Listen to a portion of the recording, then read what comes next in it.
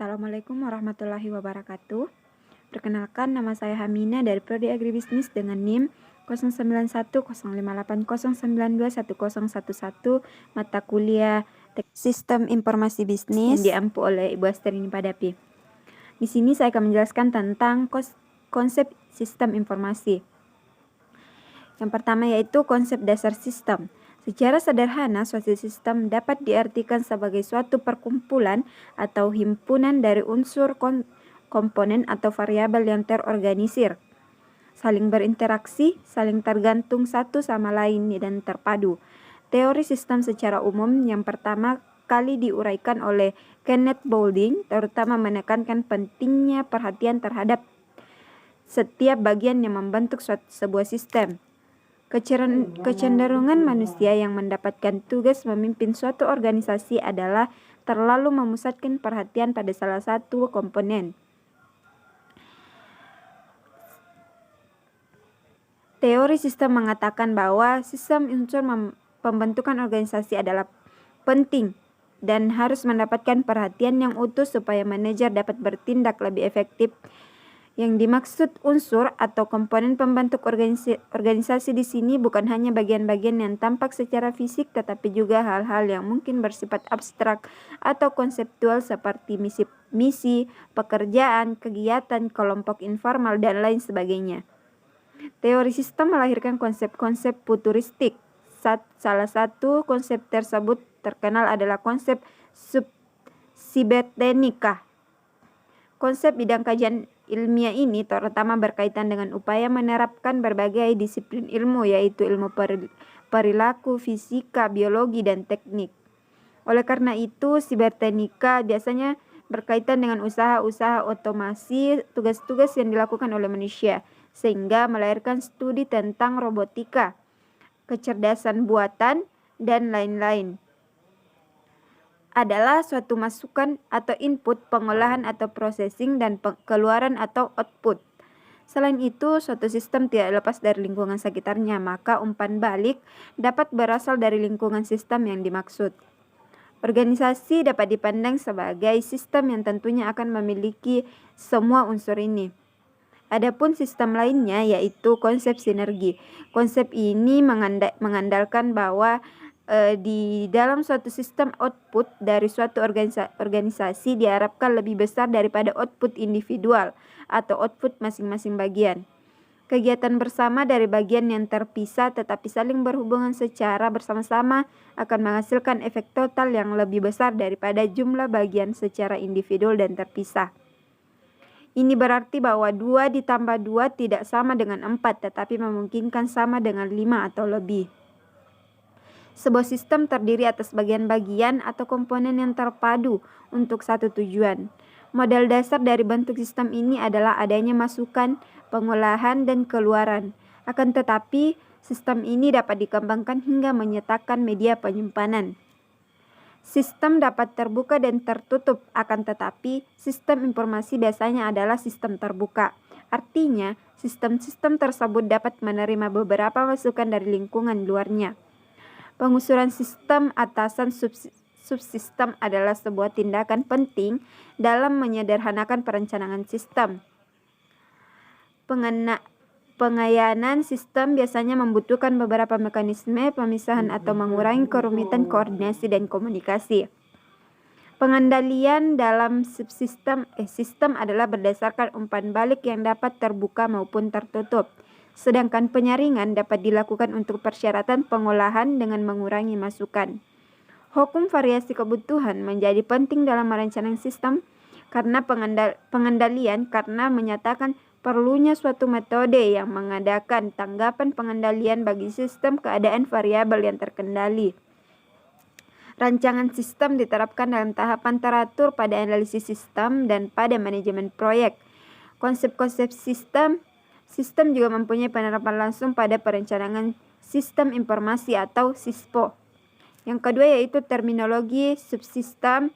Suatu sistem dapat didefinisikan sebagai suatu kesatuan yang terdiri dari 2 atau lebih komponen atau subsistem yang berinteraksi untuk mencapai tujuan. Suatu sistem dapat terdiri dari beberapa bagian sistem atau subsistem. Sebagai contoh, sistem komputer dapat terdiri dari subsistem perangkat keras atau subsistem perangkat lunak. Masing-masing subsistem dapat berisi subsistem-subsistem yang lainnya atau terdiri dari komponen-komponen pendukung itu sendiri. Subsistem perangkat keras atau hardware dapat terdiri dari alat masukan, alat pemrosesan, alat keluaran, dan media penyimpanan.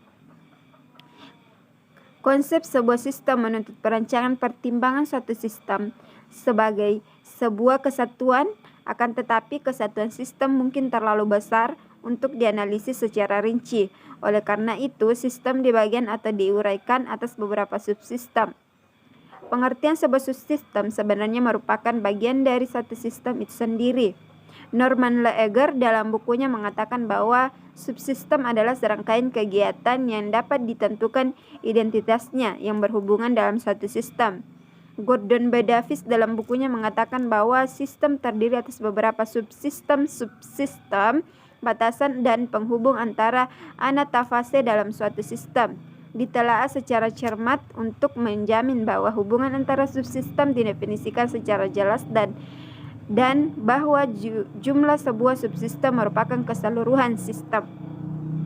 Yang ketiga yaitu karakteristik sistem. Adapun karakteristik yang dimaksud adalah sebagai berikut. Yang pertama yaitu komponen sistem atau components. Suatu sistem terdiri dari sejumlah komponen yang saling berinteraksi, artinya saling bekerja sama membentuk suatu kesatuan. Komponen sistem tersebut dapat berupa suatu bentuk subsistem. Yang kedua, batasan subsistem atau boundary. Ruang lingkup sistem merupakan daerah membatasi antara sistem dengan sistem lain atau sistem dan lingkungan luarnya. Lingkungan luar sistem. Bentuk apapun yang ada di luar lingkungan atau batas sistem yang mempengaruhi operasi sistem tersebut di luar sistem. D. Penghubung sistem. Media yang menghubungkan sistem dengan subsistem lain disebut penghubung sistem atau interface. Penghubung ini memungkinkan sumber daya mengalir dari satu subsistem ke subsistem lain. E. Yaitu masukan sistem atau input. Energi yang dimaksud ke dalam sistem ini disebut masukan sistem yang dapat berupa pemeliharaan dan sinyal. Yang digunakan untuk mengoperasikan komputer dan data adalah signal input yang dipilah menjadi informasi. F. Keluaran sistem atau output, hasil energi yang diolah dan diklasifikasikan menjadi keluaran yang berguna. Keluaran ini merupakan masukan bagi subsistem yang lain seperti sistem informasi. Keluaran yang dihasilkan adalah informasi. Informasi ini dapat digunakan sebagai masukan untuk pengambilan keputusan satu hal lain yang menjadi input. G. Pengolahan sistem atau proses. Suatu sistem dapat mempunyai suatu proses yang akan mengubah masukan menjadi keluaran. Contoh adalah sistem akuntansi. Sistem ini akan mengolah data transaksi menjadi laporan-laporan yang dibutuhkan oleh pihak manajemen. H. Sasaran sistem. Objektif, suatu sistem memiliki tujuan dan sasaran yang pasti dan bersifat deterministik. Kalau suatu sistem dikatakan berhasil bila mengenai sasaran atau tujuan yang telah direncanakan. Yang ketiga, klasifikasi sistem dapat diklasifikasikan dari beberapa sudut pandang, diantaranya sistem abstrak dan sistem fisik. Sistem abstrak adalah sistem yang berupa pemikiran atau ide yang tidak tampak secara fisik, misalkan sistem teologi, yaitu sistem yang berupa pemikiran, hubungan antara manusia dengan Tuhan. Sedangkan merupakan sistem yang ada secara fisik, misalkan sistem komputer, sistem produksi, penjualan, administrasi personalia, dan sebagainya. B. Yaitu sistem alamiah dan manusia sistem buatan manusia. Sistem alamiah adalah sistem yang terjadi melalui proses alam, tidak dibuat oleh manusia. Misalnya sistem perputaran bumi terjadi siang dan malam, pergantian musim. C. Sistem determinasi dan sistem probabilistik. Sistem yang beroperasi dengan tingkah laku yang dapat diprediksi disebut sistem deterministik. D. Sistem terbuka dan sistem tertutup. Sistem tertutup merupakan sistem yang tidak berhubungan dengan dan tidak berpengaruh oleh lingkungan luarnya. Sistem ini bekerja secara otomatis tanpa campur tangan pihak luar. Sedangkan sistem terbuka adalah sistem yang berhubungan dan dipengaruhi oleh lingkungan luar. Sistem sederhana dan sistem kompleks. Sistem sederhana adalah sistem yang tidak rumit atau sistem dengan tingkat kerumitan rendah. Contohnya sistem sepeda, sistem mesin ketik, inflasi tanah. Kompleks adalah sistem yang rumit. Contohnya sistem otak manusia, sistem komputer. Yang keempat yaitu daur hidup sistem. Siklus hidup sistem atau sistem life cycle adalah contoh evolusioner yang diikuti dalam menerapkan sistem atau sistem informasi berbasis komputer. Siklus hidup sistem terdiri dari serangkaian tugas yang erat mengikuti langkah-langkah pendekatan sistem karena tugas-tugas tersebut mengikuti pola yang teratur dan dilakukan secara top-down. Siklus hidup sistem sering disebut sebagai pendekatan air terjun bagi pembangunan yang mengembangkan sistem. Pengembangan sistem hanyalah salah satu dari rangkaian daur hidup suatu sistem. Meskipun demikian, proses aspek yang sangat penting kita akan daur suatu sistem. A. Mengenali adanya kebutuhan sebelum segala sesuatu terjadi atau timbul suatu kebutuhan yang dapat dikenali. Kebutuhan dapat terjadi sebagai hasil perkembangan dari organisasi dan volume yang meningkatkan melebihi kapasitas dari sistem yang ada. Semua kebutuhan ini harus dapat didefinisikan dengan jelas tanpa adanya kejelasan yang dari kebutuhan yang ada. Pembangunan sistem akan kehilangan arah dan efektivitasnya. B. Pembangunan sistem, suatu proses atau seperangkat prosedur yang harus diikuti untuk menganalisis kebutuhan yang timbul dan membangun suatu sistem untuk dapat memenuhi kebutuhan hidup. C. Pemasangan sistem. Setelah tahap pembangunan sistem selesai, sistem akan dioperasikan. Pemasangan sistem merupakan tahapan yang penting dalam daur hidup sistem. Di dalam peralihan dari tahap pembangunan menuju tahap operasional terjadi pemasangan sistem yang sebenarnya merupakan langkah akhir dari satu pembangunan sistem. D. Pengoperasian sistem, program-program komputer dan prosedur-prosedur pengoperasian yang membentuk suatu sistem informasi semuanya bersifat statis. Sedangkan organisasi ditunjang oleh sistem informasi tadi. Ia selalu mengalami perubahan karena pertumbuhan kegiatan pebisnis, perubahan peraturan, dan majunya teknologi. Untuk mengatasi perubahan tersebut, sistem harus diperbaiki atau diperbaharui. Sistem menjadi usang. Kadang perubahan yang terjadi begitu drastis sehingga tidak dapat diatasi hanya dengan melakukan perbaikan. Perbaikan pada sistem yang berjalan. Tibalah saatnya secara ekonomis dan teknik sistem yang ada sudah tidak layak lagi untuk dioperasikan, dan sistem yang baru perlu dibangun untuk menggantikannya. Sistem informasi kemudian akan melanjutkan daur hidupnya. Yang kelima yaitu fungsi dan siklus informasi. Fungsi dan siklus informasi. Fungsi utama informasi adalah menambah pengetahuan. Informasi yang disampaikan kepada pemakai mungkin merupakan hasil data yang sudah diolah menjadi sebuah keputusan.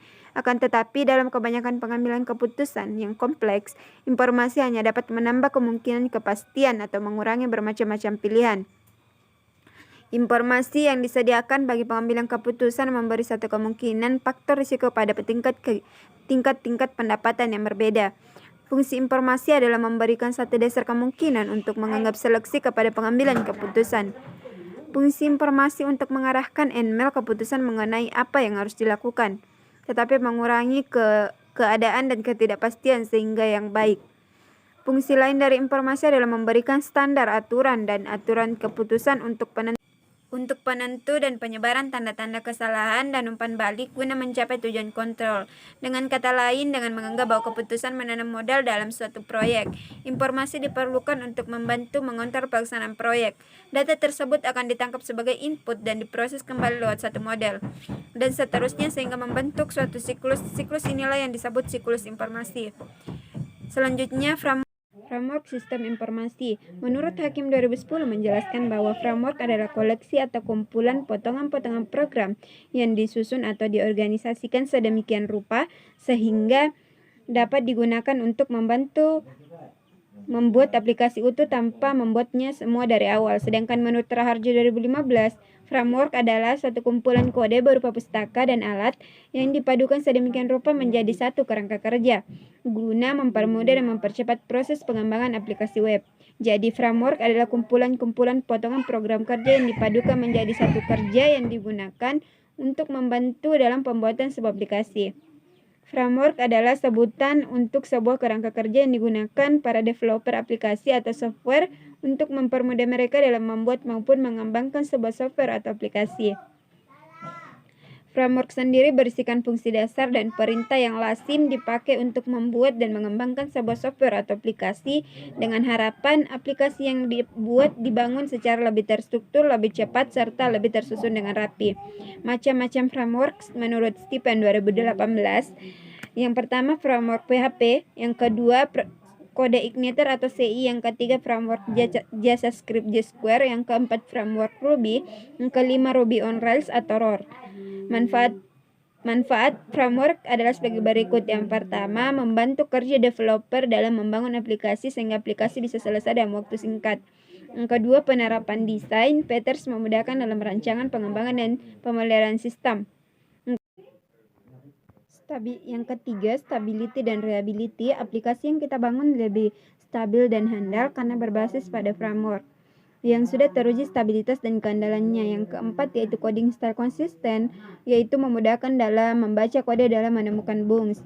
Yang kelima, security concurrent. Framework mengantisipasi dan memasang perisai terhadap adanya berbagai masalah keamanan yang mungkin timbul. Yang keenam, dokumentasi. Framework dapat mendisiplinkan kita untuk menulis dokumentasi untuk apa yang kita tulis. Sekian dan terima kasih. Wassalamualaikum warahmatullahi wabarakatuh.